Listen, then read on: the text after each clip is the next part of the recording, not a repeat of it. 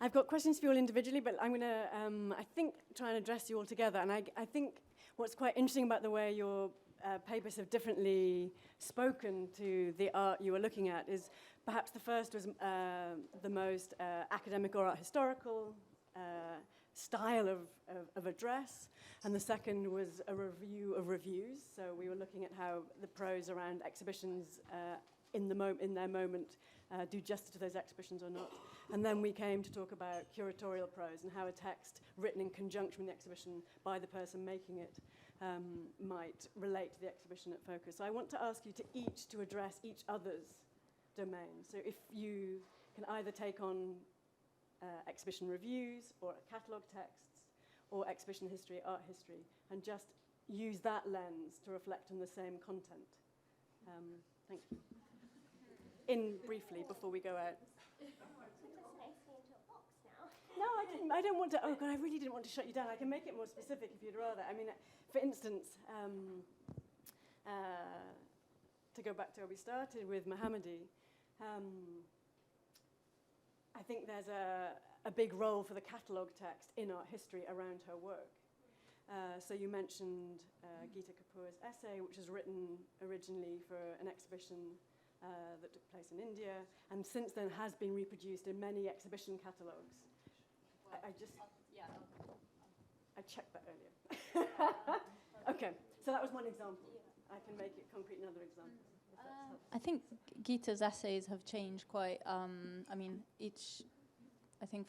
not entirely sure, maybe Geeta can correct me here, but one particular essay, Elegy to an Unclaimed Beloved, that was did appear in other successive exhibition catalogues, but the one for the Reina Sofia and the Met was a very different essay where Geeta sort of revisits some of her earlier positions and creates a really wonderful, perhaps another different kind of an elegy, but also thinking about herself and repositioning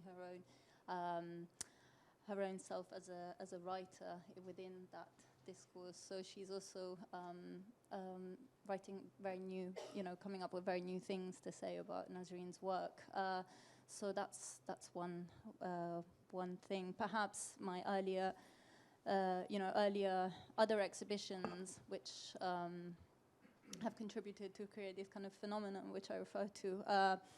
There's been the same essay, partly because of Talwa Gallery has promoted that particular essay and perhaps marginalizing other voices in the meantime. But that's what I think Tate Liverpool also put that essay online then. Online, it was online, but it did invite curators. I think I think Nada wrote an essay for that. An essay for that, and also the curator at the time encouraged people to contribute, but it wasn't a catalogue, it was an online forum, so it's always a bit tricky with with online essays. Well, it originates as a catalogue and then it disseminates through online. In a way, that's the it hits both trajectories. I was also interested that the Bucklow essay that you quote is from Pace Gallery, a London commercial gallery, and there's an interesting relationship there when a leading art historian is paid by a commercial gallery to write the artist writer into an art history. And there's an interesting disparity between the ways in that position. So he says specifically that he asks readers to recognize the historical and geopolitical specificity of the work. And yet the gallery, when promoting it, say that he is placing her work among the greats. So you have exactly this problem. That's what he got paid for. A lot more than a review would get paid. So Exactly. Let's talk business now. But I mean, that's sort of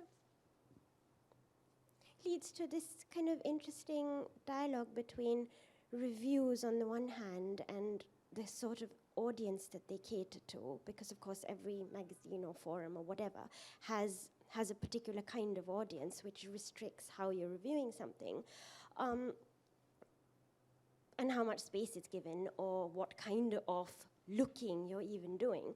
But then the relationship between someone who reviews and someone who describes themselves as a critic but then is basically does a lot more, catalogue writing, and the various, I don't know, the various roles that curatorship, criticism, art history play in constructing a dialogue, but also at some level they're working against each other.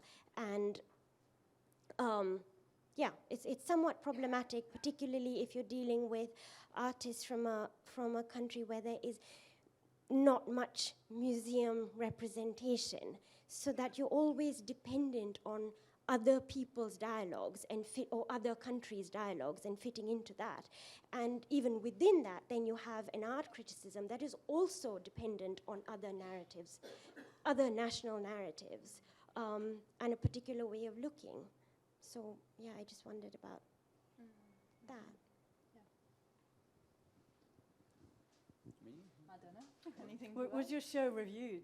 Was Black Sun reviewed? Were you subject to prose? Was prose attached to the show in a way that you had to deal with or chose not to deal with? As Ivana said this morning, she chose not to. I can't remember. Okay, fine. No, I think it was reviewed a few places, but, you know, in a way it was there was a sort of divergence between the show and the book, in that the book actually I saw as a wider research primer, not around ideas that inform the show, but also could emanate from the show and inform a larger subject area. So I think it was kind of, you know, there's certain times when you do something and you care more about what comes back, and there's certain times where actually you've you know done what actually you set out to do, and that was okay. And also, the catalogue includes the prose, your core text, but also an interview. And this is a very different forum in which you discuss the ideas of the show. So I understand you've already got two textual relations to... Well, there were further texts as well. So there was an interview with Kojo Eshen and Jerry Van Noord, who's works in publishing and has done, and I've collaborated with her for a long time. And there was also two other commissioned texts, one by Tom Trevor and one from Megha Ragapati, which was an interesting... I like to kind of commission in counterpoint. And I think that's a very important thing when you're thinking about the book, because, you know, well, you can either be very proud of your own authorial voice or you can break it. And I think, you know, the Vane camp, you know, there's not much satisfaction to be had from that. Good reminder, I need to open up and also check the time. Let's take questions from the floor. Thank you. How are we doing? Shall I gather three? That seems to be... We've got 1, 2, 3. Hi, and thanks so much. I know everybody's energy is flagging at this hour, but let's charge on. So, Shahzad, I really appreciated your couple of things that you noted. One about the way of writing and the place for writing and thinking about this. And I think this came up a little bit earlier as well in Holly's paper, is using as an exhibition, as a lens through which, and an approach, and perhaps, you know, as we look back at exhibitions and write about them too, perhaps there are moves that we can, as writers can make that can be illuminating, and so that these exhibitions and their histories remain dynamic. So I appreciate your flagging that point, as well as the point for Nasreen's thinking about her in the Gulf, and that comes to just a comment on Emilia's paper, and just a disclaimer. I had the pleasure of working on the Nasreen Mohammadi exhibition at the Met Breuer, so it's clearly something that I've been thinking of, and I've been talking to Geeta about this. And you know, you noted at the outset this that her recognition has been posthumous, and you know, we talked to, you know, the fact that Geeta in her first text after Nasreen's death talked about it as an elegy for an unclaimed beloved itself is very telling. But I would actually say that be that as it may, you know, it isn't about a kind of a decontextualization. Rather, an exhibition allows us to think about multiple contexts, both real and imagined.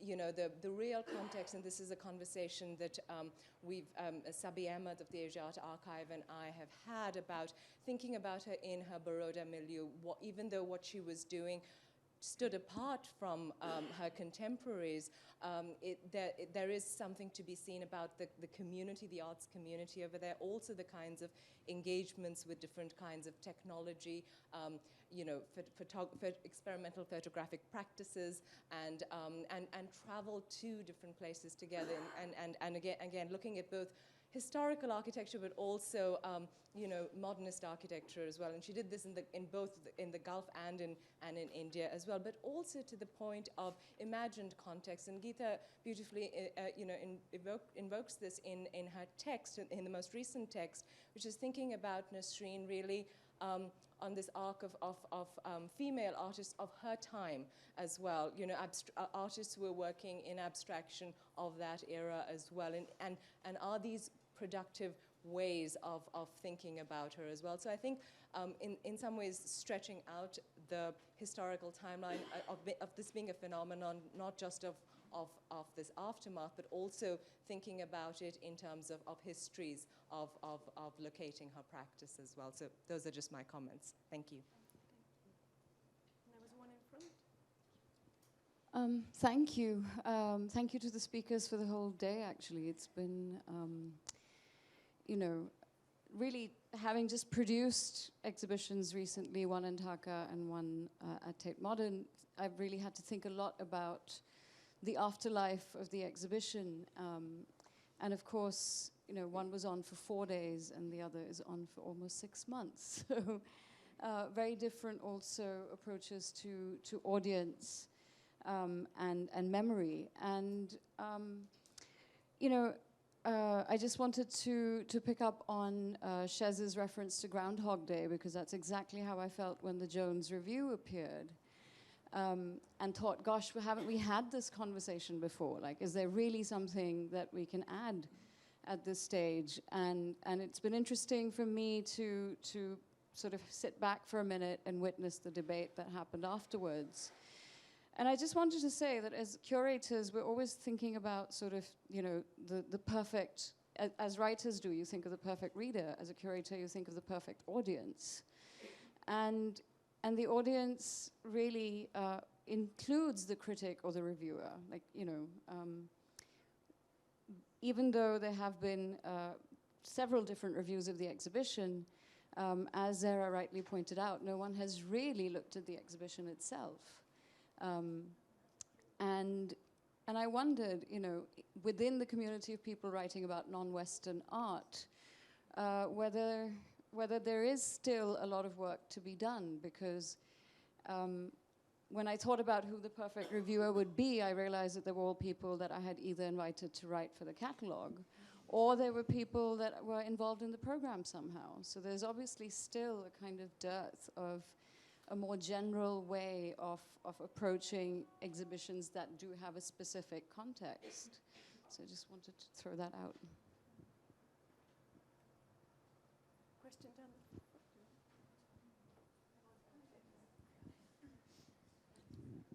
I had a couple of comments, actually. One was on, and I think Shez sort of brought this up very, in a very upfront way, was the actual practice of writing as an art form.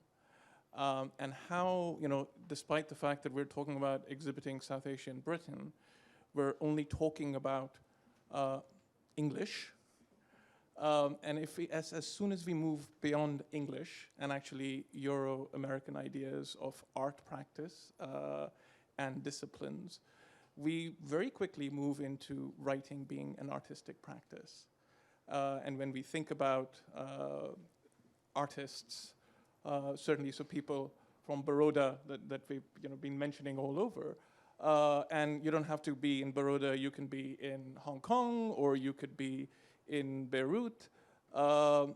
Most artists, until they sort of went through the professionalization of either a European or American art schools, were participating in writing as an art form. And I think, you know, if we move beyond the English language as well, you would still see people writing. And I think it's kind of interesting, is to say, you know, which language do we write in? And why do we make that distinction and not treat writing as an art form?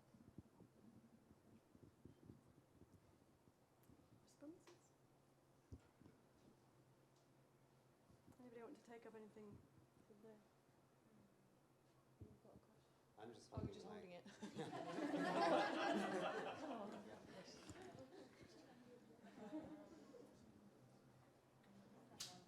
I was, and I warned you I might do this to you, and I am going to do it to you now. And that's to bring you to talk about exhibitions that you've taken part in Britain as an artist, where you've been subject to curatorial prose as well as curatorial installation. And since we've looked at a couple of recent shows at Tate with Zara's presentation, I wondered if you'd say something about your experience of being curated into ultra-modern. And I guess I've got in mind the bit in your conversation with Kojo in the Black Sun catalogue where you say he's troubling over the word diasporas. And you're saying, yes, I know, I troubled over it too, and it came, and that was crystallized by Migrations, another Tate show. So I wondered if you could say something about the role of prose, and it's not quite exactly academic prose then, if I'm thinking about Burrio's ultra-modern text. It's an art theory. How, what's the relation as an artist to that text, ultra-modern, and that exhibition?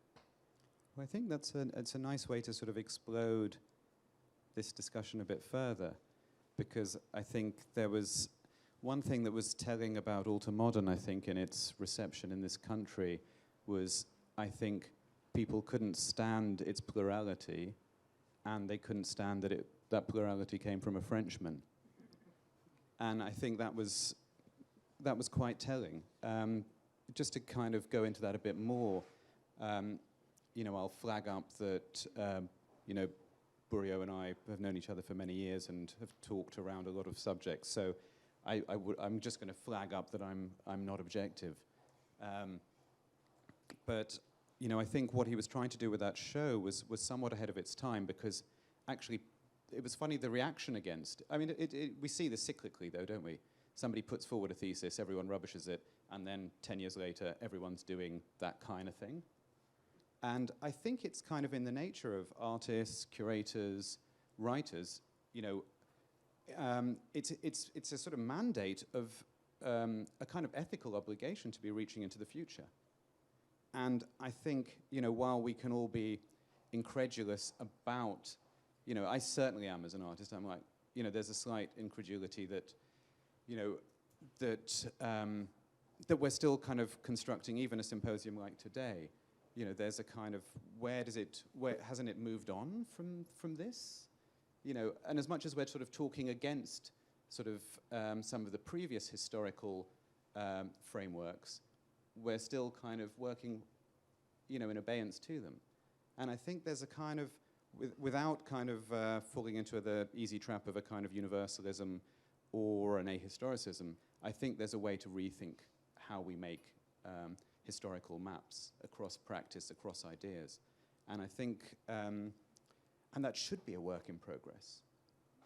I think this constant idea that there is an end game, because obviously the end game is a sort of perfect utopia, and then we all get vaporized by the aliens and go up to heaven. But do you see what I mean? But that sounds, what I said at the end there sounds facile, but actually it's the end game that we're not flagging up in whatever form your particular belief system or private fantasies desire. It's a slightly two-dimensional end game. And I think it's the fact that this is an evolving practice that we're all collaborating in right now as we sit here. And I think that requires a different kind of agency. And I think that's often what's missing from the discussion. What is the agency in that? And for what and against what? And maybe it doesn't even need to be against or for. There's actually another line which is sort of both and, where you can take on certain obvious facets of history, of modes of resistance, of modes of writing, but how do you actually reactivate them in dynamic counterpoint to what other people are doing? And then you've got a much more interesting, or at least, and again, I don't want to kind of go towards some sort of perfect outcome, but at least through some sort of collective engagement, there's the possibility to at least be pulling the rug out from under ourselves collectively, regularly. So like a group thing? Well, I think it is a group. I think this planet is a group thing. I know we all constantly try to kind of back away from that, but it's kind of a group thing. Yeah, I thought that you all spoke extremely well and about writing, but all about different kinds of writing. And I mean, criticism is one way of writing. There's good criticism, bad criticism. There's harsh, but very funny and absolute, probably righteous criticism. And then there's mean stuff. And there's what you were doing about Nazarene. I mean, analytical and going through the story and whatever. And then there's a kind of writing which is a parallel text or an artwork in itself. And as I write lots of different kinds of things, it all depends what I want to do and also being asked to do. If I'm participating on an artist book, we talk about it, and you write in a particular way, and the words come in a particular way, and the poetics are different. But just writing about an essay, 8,000 words on an artist, and they need something. They need a life put together for them, and maybe they don't get some of it. How the story, a narrative, a parallel narrative, is the one that's in their head, and it can be out there, and is simple enough. Yet also complicated enough for other people to get hold of it. But in the end of the day, I have to be happy with it. And I'm bothered about what the artist thinks about it. The readership, as long as I'm happy with it, then I think it's okay. And the editor will be happy with it as well, because you do need another eye on it just to make sure you haven't fucked up somewhere, which is easy too. But they're all different animals. And the strategy of having a Biennale text where you're describing a lot of works, but you never do all the artists, so you have to explain why only some are there and not others, and then you might tell a story in the middle of it. And it's necessary sometimes. And that's okay too. But there's any number, but it's actually the quality of it which is important. And it's precious. And I think you are all concerned about that, which is why thank you very much for talking about it.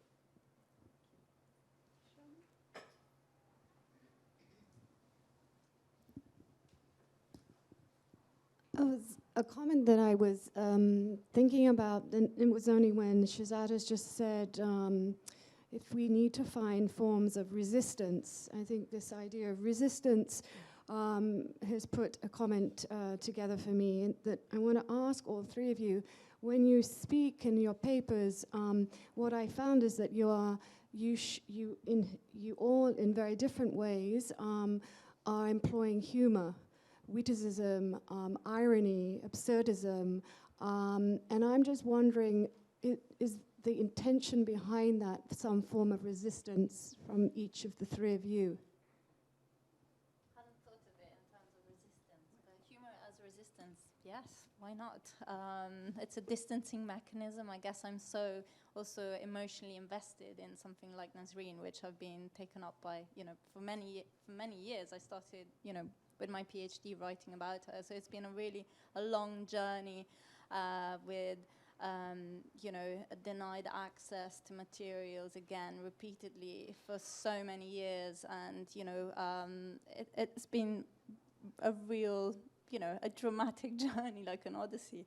So perhaps that's why humor is also important in sort of making it less personal, but also opening it up to a public who may not know about these, who cares if I've struggled accessing an archive? We all do.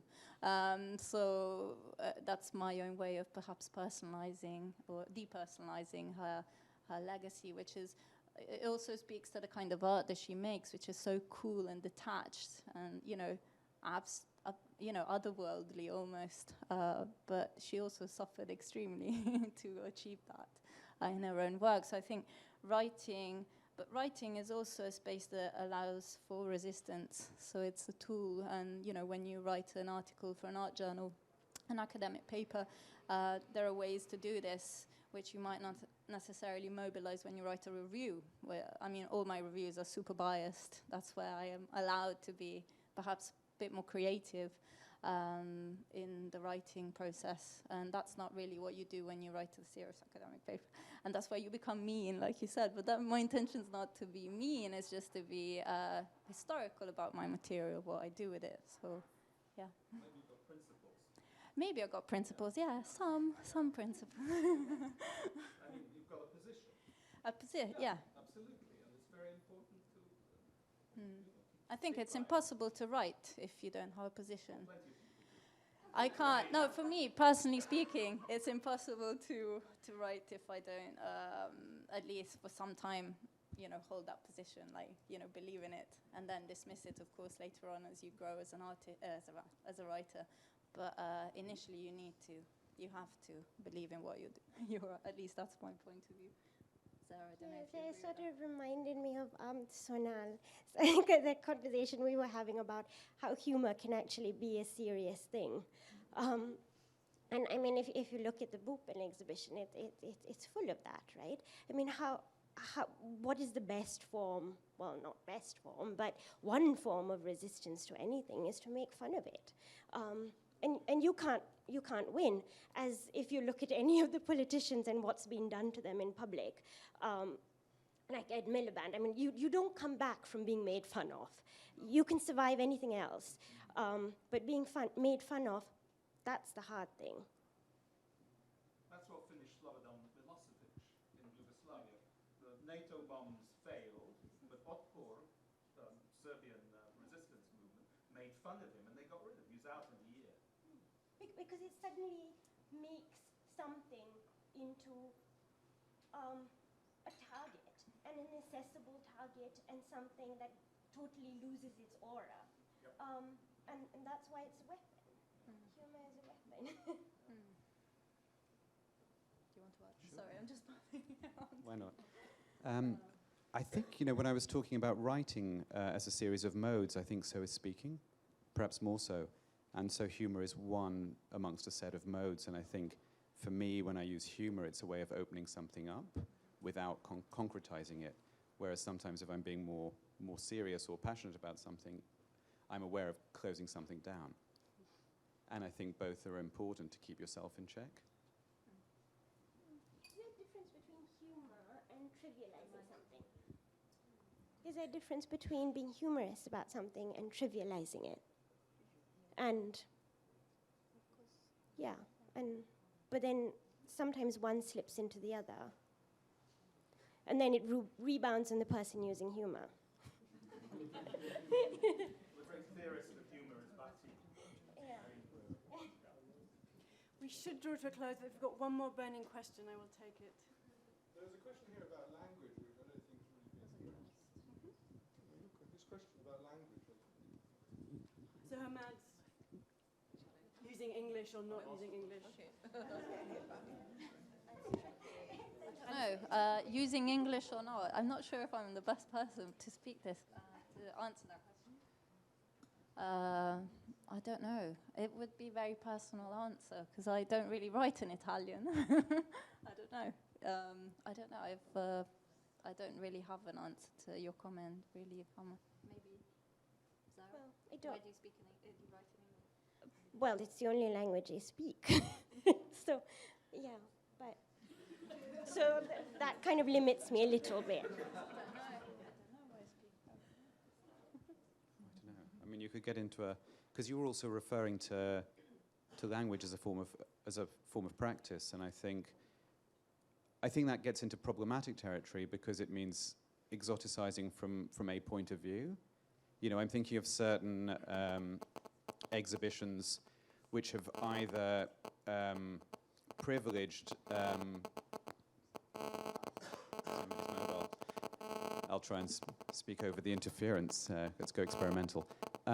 But I'm thinking of certain exhibitions which have privileged, on the one hand, English, relating to text, etc. And I have a certain disappointment when I see an exhibition supposedly about text or language and it's all in English, or at best all in some form of Roman characters. And then I'm equally disappointed when I see a show about calligraphy, or about where it's all condensed into one frame of language, and then it's very much an exotic paradigm. And I have problems with both. I would say I think it's over and across language. It's Translation as well. and translation is an act. And I will often not often actually, that's maybe an exaggeration, but I will sometimes translate my own texts, and I quite enjoy actually making them different. Because I think it's, hopefully by the time you're even translating it, you've changed some of your ideas, or they've developed. And I quite like that play that happens in translation, where the potential, I think translation holds the potential to reveal the best or the worst in us, but hopefully a good mix of both. So that's how I'd answer that. Okay, we will draw close to it there. Thank our speakers.